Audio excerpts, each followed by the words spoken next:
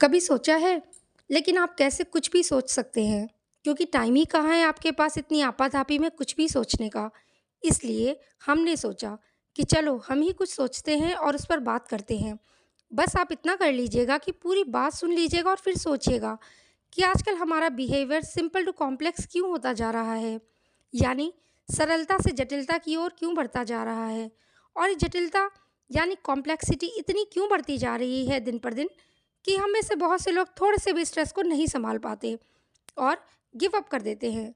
वैसे इनको पूरा दोष देना ठीक भी नहीं कि ये सभी लूज़र्स हैं जो ईज़िली गिव अप कर देते हैं और प्रॉब्लम से डील करने के बजाय डंप करने की कोशिश करते हैं।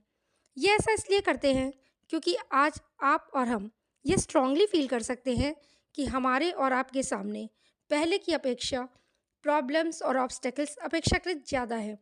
कट थ्रोट कंपटीशन यानी गला काट प्रतियोगिता इसका मेन रीज़न हो सकता है और यही कारण है कि आजकल लोग फिजिकल हेल्थ इश्यूज़ के साथ साथ मेंटल हेल्थ इश्यूज़ से भी सफ़र कर रहे हैं।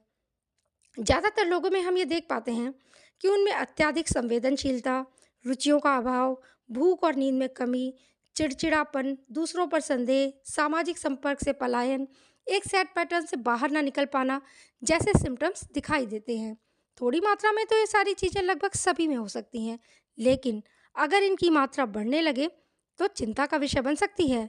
इसका कारण मुख्य रूप से ये हो सकता है कि बहुत तेज़ी से हम मैटेरियलिस्टिक और टफ माइंडेड यानी कि कठोर मन वाले होते जा रहे हैं।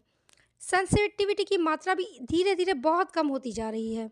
हम जिस एनवायरनमेंट में रहते हैं और हमारी सोसाइटी भी लगातार नई नई समस्याओं से प्रभावित हो रही है और इन तेज़ी से बढ़ती हुई समस्याओं के कारण अब हम उतने प्रसन्नचित्त शांतिपूर्ण नहीं रह गए हैं।